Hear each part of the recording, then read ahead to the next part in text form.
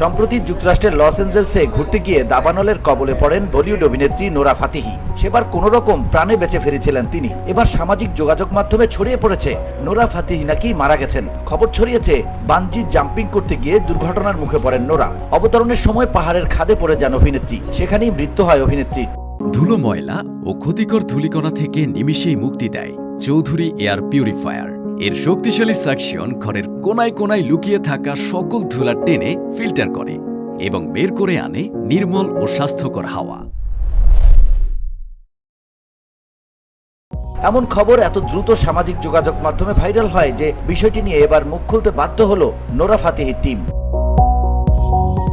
ঘটনার সূত্রপাত ঘটে ইনস্টাগ্রামের একটি পেজ থেকে একটি ছোট ভিডিও প্রকাশের মাধ্যমে। ওই ভিডিওতে দেখা যায় পাহাড়ের মাঝে খাদে এক নারী আটকে আছেন। অনেক দূর থেকে ভিডিওটি ধারণ করায় নারীর চেহারা স্পষ্ট দেখাচ্ছিল।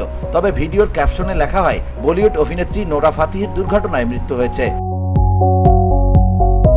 নোরার টিম জানায় নায়িকার মৃত্যুর খবরটি গুজব। তিনি বর্তমানে পুরোপুরি সুস্থ রয়েছেন। জন্মসূত্রে নোরা কানাডার নাগরিক, কিন্তু নাচের জন্যই ভারতে তার আকাশছোঁয়া জনপ্রিয়তা। সম্প্রতি বলিউডে 10 বছর পূর্ণ করলেন এই নৃত্যশিল্পী। বলিউডের একাধিক সিনেমায় তার নাচ নজর কেড়েছে দর্শকদের। ভারতে বেশ কিছু নাচের রিয়েলিটি শোর বিচারকের আসনেও জায়গা করে নিয়েছেন Nora Fatehi. VOD Bangla news desk.